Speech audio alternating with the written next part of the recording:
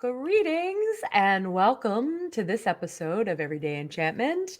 This is going to be an incredible episode because I have my guest, Richard Wilmore, and we are going to be talking about comedy and humor and creative projects and all sorts of things and how all of that can lead to a life of enchantment.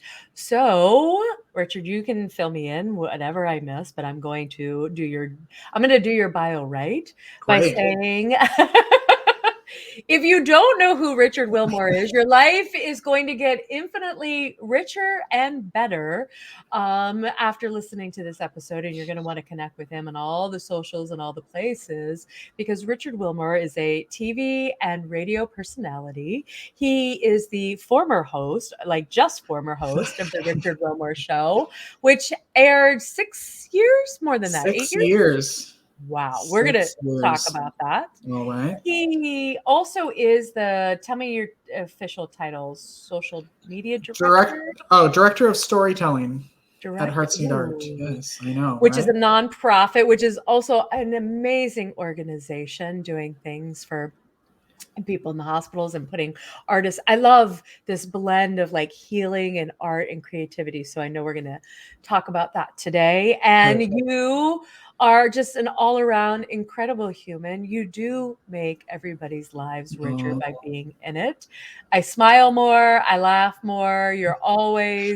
It is like my heart just smiles when I see you popping up or I'm reading something that you're doing or watching something that you're doing. So, and do you also have like another little side gig? You do some editing and producing? Yeah, I hear I do it for podcasts. I don't know. Certain ones have hired me to do that. Ones. Yes. It's a very prestigious list. Not everybody gets in. It is. So if you're looking for a podcast producer, look no further because Richard is the best of the best. And I say that with life experience to back it up. So we'll take it. Welcome. You and I, these are like our favorite thing to do, have conversation with each other. Yes.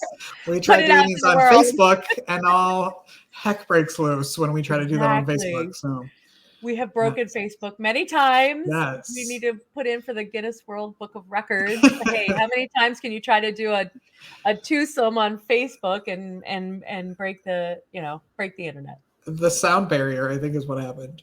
Yeah, always. Yeah. So, what am I missing about? What else do you want the listeners to know today about who you are and all the things? Well, when we first started talking about this interview, I think we were talking about laughter and creativity and enchantment, and I think I have somehow put myself in the position where I get to play every day, and I've never been poor, but I've also never felt happier in my entire life. And I love the more we play, the more, right, life just expands, flourishes, whatever you want to call that. Tell me how you created a life where you almost, I would think, now you can tell me if I'm wrong on this, but you give yourself permission to play. And that is this beautiful pathway to, creating a life you love. Well, I started my talk show in 2016 in my basement and in Maryland. And Stacey, if you go back and you can find me on an episode. On the show, yes. I think a couple of them. And this might be true. Yes. And so that's what I sort of thought I wanted to do with my life. I wanted to be a talk show host since I was like 10 years old. And so I was doing that. And I moved to San Antonio, Texas, and was going through a divorce. And I was sad in my new little apartment all by myself. And I thought, you know what? I need to smile and I need like something to bring me joy. And so I took myself to a theater to see a play. And I walked in and I knew someone who worked at the theater. And she said, I want to introduce you to someone. And it was the founder of Hearts Need Art. Had a little booth there with a little handmade cardboard sign. And I thought, this woman is a joke. Like, what is she doing here? But she told me the story of how they go into hospitals and they work with adults and we do art and writing and live music. And I thought, oh my gosh, I wish we had access to this. My dad got really sick when I was in second grade and spent years in and out of hospitals. How great would that have been as kids to have this, as to watch, to have something to do with your parents instead of talking about why you're in a hospital. Yeah. So I started volunteering, and then that rolled into I was the first full-time employee for the organization. And I literally just get to play. I get to listen to live music every day, and I get to make art and journal and write. And then I get to, on the other side of it, go host my show and meet amazing people who are doing making great movies and albums and writing great books. And then I started doing social media for people because they needed the help and I knew how to do it. So I got to spend my days creating stuff for that. And it's rolled into this whole, no matter what I'm doing, it's creative, and a day can fly by and I'm having so much fun doing what I'm doing that it doesn't even seem like work most of the time. I really, that's my goal for the entire planet. That we are really like, my mentor, or one of my mentors, Martha Beck, said when I was in life coach school, there's two spaces, right? In terms of humans, rest and play. Mm-hmm. We're either resting or playing. And we've kind of created this category of work, which is not play. And lots of us have experienced that and been unhappy. It doesn't necessarily, when we're working, tap our creativity. And it's interesting to me, and I'm curious what you think about this. A lot of people will say to me, well, I'm not an artist, I'm not creative. Mm-hmm. I think everybody's creative. It might Everybody. not look like, you go out and you paint a picture, you write a song, or you make a movie, but whatever you're doing in your life is a creative, whatever you choose to put on your body is a creative expression of who you are and how you want to be in the world. I don't know. That's my take on being artistic and creative. I mean, not everything, well, nothing I have painted has been hung up. Most of it gets hung up on the walls of a garbage can, is what I usually tell people when they're like, I can't do that. I'm like, you can do it. Yeah. You might not think it's good. And, the percentage of people who end up in a museum somewhere is very slim, but you can still create. We were creating when we were drawing on walls when we were 2 years old, and we thought we were the best thing out there. Absolutely. Because we weren't worried about it having to serve some purpose or No, we were expressing ourselves. Absolutely. And that's the beautiful thing, the expression. And I read recently, and I don't remember who said it. I wish I remembered that so I could attribute it to wherever I came across this. But, the world, as I've been saying, is undergoing this big transformation. And one of the things somebody just said recently is that there's so much beautiful, magical art. Now I'm putting a little Stacey flair on this quote, but that there's so much great art coming through this, right? We've put so much art into museums and all these other things, but to me, I've always been like, well, is that the best? Like, do we peak as humans already? But I love that quote. And I think I was talking about it in another episode with another amazing artist. So you're going to have to check that out. That's Sarah Seidelman's episode about this idea that there is so much around self-expression when we take away the pressure or the expectation and we do it for the sheer fun of it. Yeah. Yes. Like we did as kids. I mean, exactly. Hey, the more we channel that kid energy now, I actually think it will create lives that we're much more fulfilled by than whatever we've been thinking we're supposed to do. I know. That reminds me of one of Ellen DeGeneres' like early stand-up specials where she talked about adults being kids and when did we stop playing tag?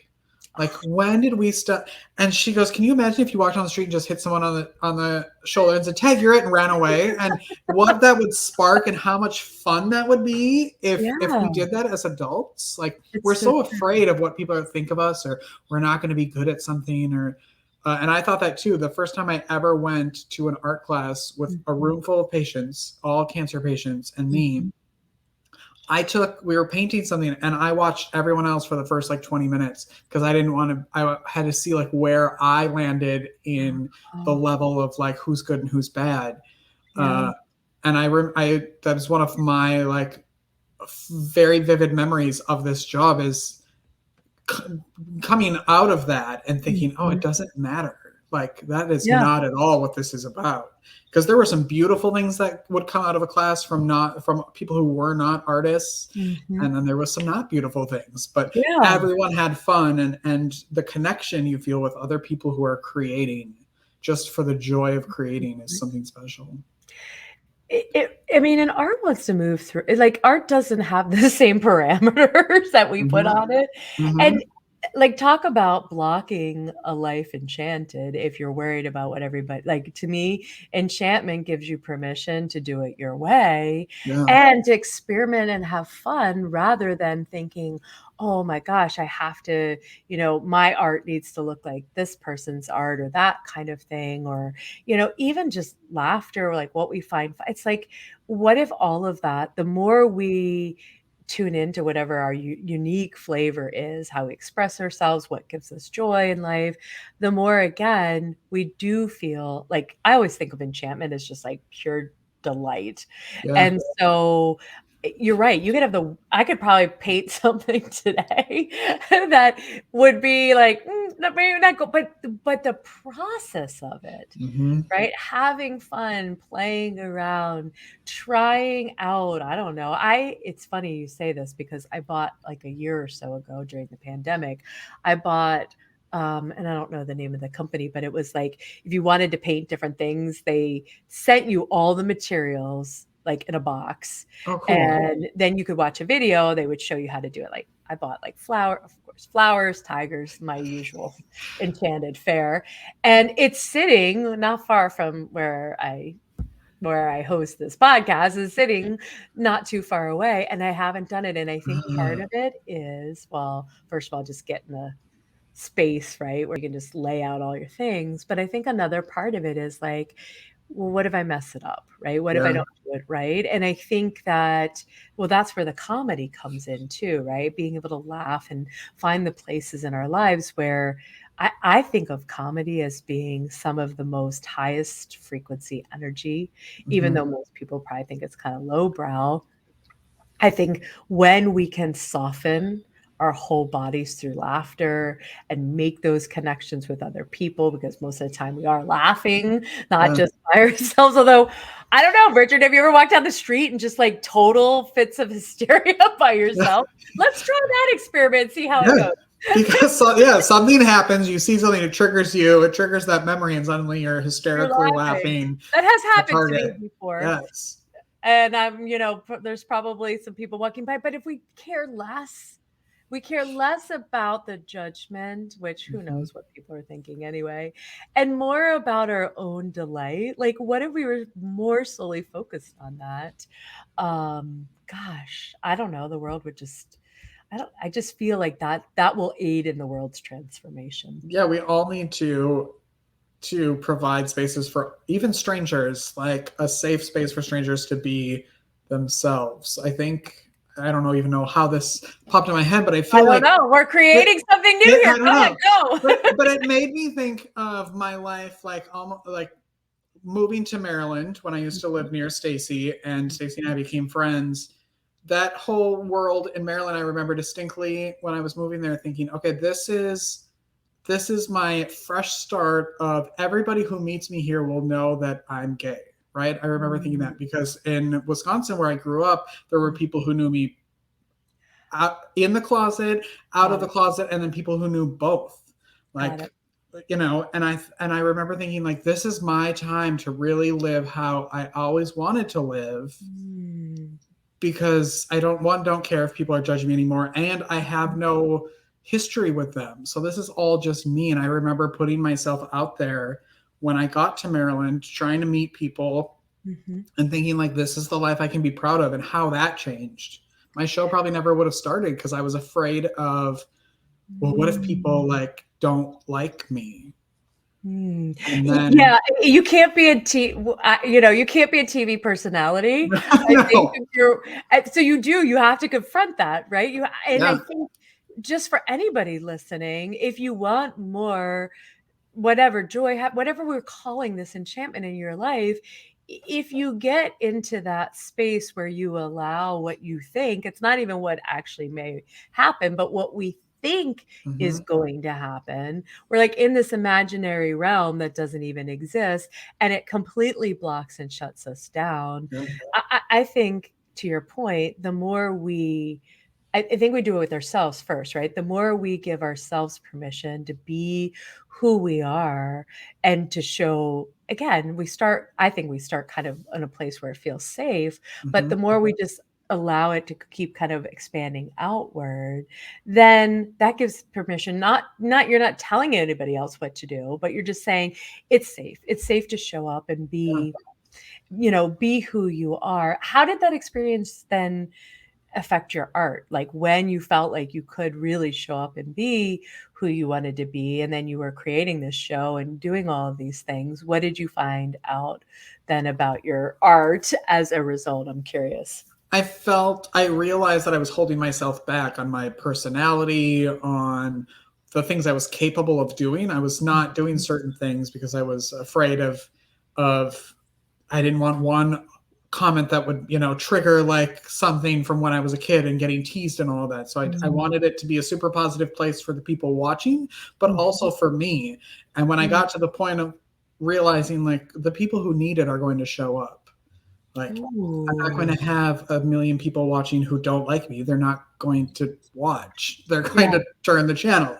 Where the people who need it and the people who like me, that's who will show up. So What did you find about your community in the 6 years that you had the show? What were the like, what were they looking for? Why did they show up? I'm curious what your impression of that is.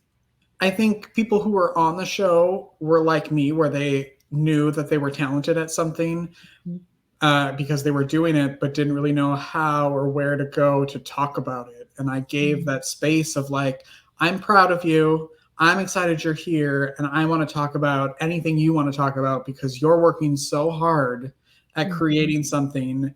Um, and you don't get a way to do it. Like Tom Cruise could go on any show when he made a good or bad movie and talk about it, but there are people doing amazing things and no one's talking about it. This is true. And I think, I don't know, one of the positive side effects of social media and the internet and the world kind of all being connected is this idea that we can highlight things that maybe would Mhm. never have had space, Yeah. right? In kind of modern traditional kind of modes of mass marketing or communication. The world, like the Justin Bieber of the world would Fever. never have come into play, right? I always want to Yeah. say beaver instead of Bieber. It doesn't But roll off the tongue well. Anyway, my point is that you do create a channel for that, and I think what's has always set you apart as kind of your own uniqueness is you really do listen. Just as you want to be seen and heard, you offer that not only just to your friends and the people around you, but absolutely to your audience and the guests that you invite. And so I have to ask you, I know you've recently made an announcement that the show has kind of closed its final chapter for now. What yes. brought you to that decision? I'm just, as a coach, I kind of am always curious when people make big decisions like that. It doesn't surprise me, but I'm very, very interested to hear, like, again, how did you know it was time to say, okay, this is a ending point for this? I spent 16 days in the hospital, not thinking I was going into the hospital. I was going for a doctor's appointment and ended up in the hospital for 16 days. And the night I got there, the internet went out, and it was Mm, out for 14 of those 16 days I was there. So I had a lot of time sitting around thinking. And I thought, it just, I had been thinking about it for a while, mhm, uh, how I could do it. But a lot of it was, well, I need a space for these people to come to. Like, mm, people will be on my show and come back and say, I want to, I have this project. Can I come back on your show? I really liked being on it. You're fun, whatever. But I thought, I'm not having as much fun as I used to have. mm, And I'm having a ton of fun outside of the show in my mhm, real life. mhm, And I thought, I want to explore that.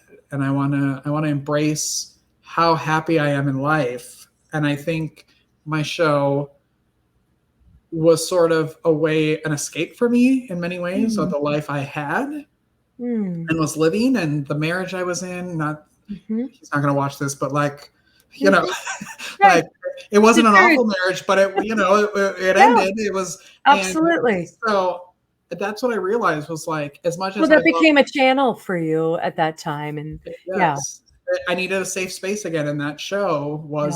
was that safe space for me. Like, Mhm. you know, so it just felt like it was time to move on. I still love creating, and I'm producing things and editing and uh, doing all kinds of stuff still behind the camera. And that's also what I realized was I just love creating good content, Mhm. quality content with people instead of my face being there. I would rather put your face up there, make it look beautiful for everybody to watch and listen to, and that brings me just as much joy as standing there talking to someone.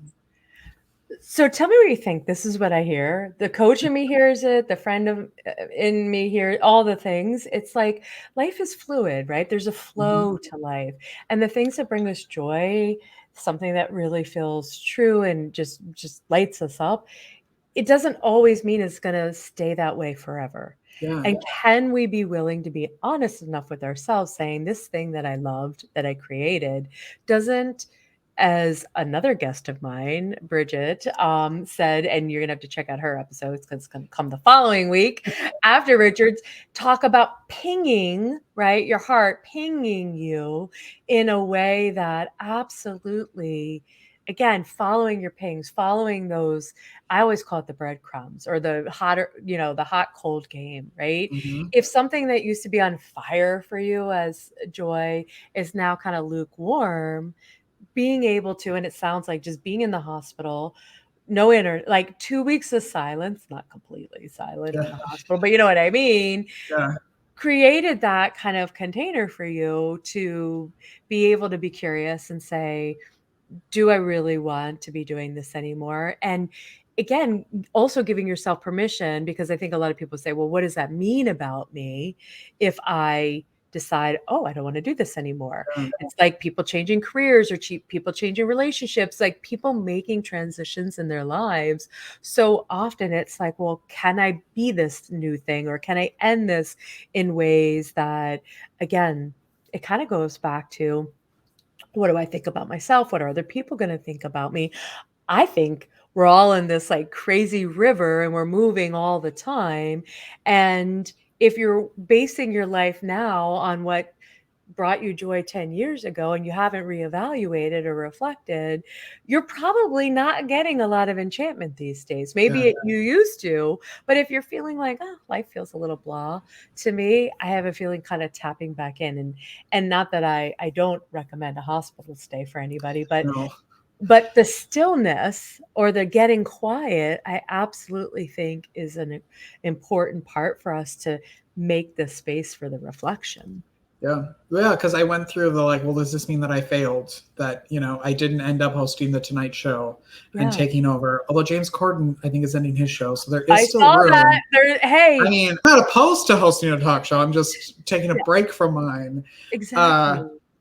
but yeah, so I went through that too of like, well, what does this mean as me as a talk show host, as an like, you Mhm. know, Yeah. but I then realized that it wasn't a failure. I was able to do amazing things with that show. And Well, that really, it has changed so much, and I've learned so much from having that show that I can't be mad at the time I spent with it. and nobody's life is a straight line. Like if, Mm-mm. because I know if that's what you really want to do, you will wind up in James Court, somebody's, in the Richard Wilmore show. And again, I would love to be a guest on your show, just You plugging know it. that ahead of time. But there is no straight line. And I think, again, when people start to think about living a life that feels fun and playful, it's like this beautiful, straight A to B and what have you. It's like, no, we go backwards, we go sideways, Yeah, like the Willy Wonka elevator. seriously. And Yes. I think to take it back and tell me what you think about this, but to take it back to creativity, when you're making art and you're just giving yourself permission to do it, I don't know. I don't know a lot about artists that like, do they think of what the finished piece looks like? When I'm creating something, I'm just letting the energy move through me. Mhm. I'm not trying to make something be something. I'm just giving everything permission to be expressed. Yeah. And I think when we live a life like that, we are going to move and change and shift. And how well do we actually allow it for ourselves? And I think, again, that is, you really want to tap into, my oh hell yes life, allow the dips and the flows and the turns and the unexpected. Oh, I didn't think I would do that. And yet everything I've done has led me, experience wise, life wise, to me, I just think we're always, there's a beautiful quote that says the universe is always trading up. Like, I say that to people all the time, and I tell them you told me that all the time. well, I got that from Daniel Yes, you did. Laporte's Truth Bomb, I think. I think that was where that I first saw that. So to attribute it correctly. But yeah, like, again, everything just helps feed our lives. Mhm. And if we choose to see it that way, I know there's lots of us that are out there saying, oh, everything terrible is happening to me. And there are terrible things that happen to humans. I don't want to skip over that part either. But again, instead of staying in that space, how do we use art and humor and laughter? Like, it's like watching a black and white movie versus, like, you and I both love The Wizard of Oz. Mhm. When everything is in this beautiful technicolor, it's like, oh yeah, that's the life. And that to me is music and art and all the things that enrich, rather than just like, oh, I could just go about my day in and out and kind of turn all that off. But what would be the point? Yeah. Yeah, I mean that's what kind of my show ended up being, was like, I have to go do another show, like Yeah. another interview. And I was until the very end, I was very excited to talk to everybody. I still love talking to people because everyone's Mhm. stories are so unique and Well, different. you're a storyteller, of course. Yeah, yeah. But It's just everybody at the going to take a different form. it's true. And everybody at the hospital while I was there kept saying, "How are you? You're so not like a lot of the patients here." Like, but I was lucky that I was able to move around in my room and not be hooked up to IVs 24 hours a day, and I felt Yeah. okay. But my favorite part was joking with the nurses and the people coming in. I had a ton of visitors, and Yeah. I had to do that. I had to get out of my bed every day. I made Mhm. myself do that. I made myself move. I made myself do some sort of art every day, and not just sit there and watch TV and laugh as much as I could. Yeah. I made It's healing. myself. Yeah. It's healing. And that's a choice. It's living intentionally. And to me, it probably helped. It not only you, but it helped everybody. Like, I bet the whole hospital had this beautiful bump of energy Yeah. because you were in it. And that ripple effect is something, again, it's not like you went in and go, oh, I'm going to help the hospital, but by just being who we are and bringing that kind of joy to our own lives, then it does kind of, it's contagious in the in the best way, a hospital I will. would literally, yeah, I would literally get knocks on the door from random. I heard about you because what I was going through Yeah. was super rare, and like they didn't know Yep. what was happening. So I heard about you, and I heard you had your window painted. Can I come in and look at it? Yeah, you can come in. And then I tell them Yeah. the story because Hearts and Art came in and painted my window for me, and Mhm. um, it was an interesting when they found out that I was leaving. Everyone was like, "No, can you stay a couple more days?" I'm like, "No, I cannot. Thank you. I've definitely overstayed my welcome, and I hope I never see you again." That reminds me of this idea of wherever you go, whoever we are at the heart of us, you're taking it, whether our title is TV, host or whatever, a coach, whatever, fill in all of the things. Who we are at the heart of us and what we want to do and how we want to be in service of the planet. Like, we don't need a job title or some kind of name in order to be doing it. Kind of, it oozes out of us. Maybe that's the wrong choice of verbs, but it There's a just, lot of it's been oozing out of me a lot lately. it Yes. comes out of us naturally. Yeah. And I think that if we learn how to trust that, and I hear you saying, like, giving yourself space, putting in that intentional movement and laughter, like that's like what I would call the love lube of Mhm. enchantment, right? If you feeling disenchanted in your life, go out, take a walk, move your body, get on a YouTube or get on watch your favorite movie that makes you laugh, Yeah. and just shift the energy. You're not trying to fix anything. You're just inviting that energy. It's like remembering, oh yeah, I know this frequency. And my body remembers how to, again, I think it loosens up every time we're laughing or I don't know, whatever we're doing with our body or our minds or our hearts when we're creating some kind of, again, I think everything really is art. Our lives are art. This podcast is art in its own way. And so, yeah, the less rules we have about what it needs to look like or how it needs to be, I think the more free and peaceful we'll feel. And sorry, can anybody else hear Dr. P? Sounded like he just came in from like, he was Yeah, laying himself out. he's shaking himself out. So I don't know if we'll edit that out, but if not, See how good of an editor you have. Dr. P's little ear flap in there agreeing that yeah, there's just and the truth. Like I also hear really loudly what you're saying right now too is being truthful with yourself will always keep you connected to those energies and that joy too.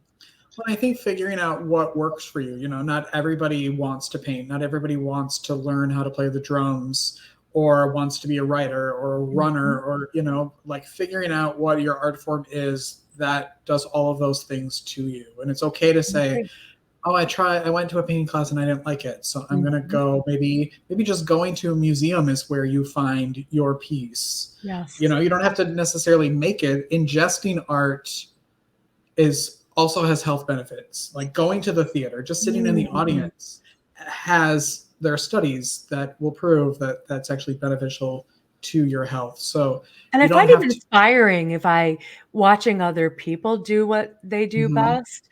I get ideas for myself, not necessarily that I want to go out I love music, but nobody really wants to hear me sing.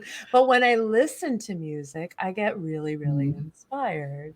And so you're right. Just being in the energy of these different frequencies can just uplift us in ways that, again, the world, we need some uplifting. There's definitely been a very, very kind of heavy energy the last couple of years. And again, not to skip over what's happening, but there's also that space for both things, for us to feel the things that are going on and to bring in all like the art and the joy and the laughter and that too. They don't have to be either or choices. We can have them, and they're actually probably going to help us navigate the trickier things. Exactly. All right, my beautiful friend. Well, you're going to have to be on again because again, we could talk about all this stuff for forever. You know where to find me. I do know where to find you. Tell me, if people are listening and they just you wanted to inspire them to do one thing based on our kind of meandering through all of these topics today, what would you encourage people to do? What would you want them to take away? Take 5 minutes, get out a piece of paper and just write. It doesn't have to make sense. They don't even have to be sentences. Just write for 5 minutes and see what comes out of it. Okay.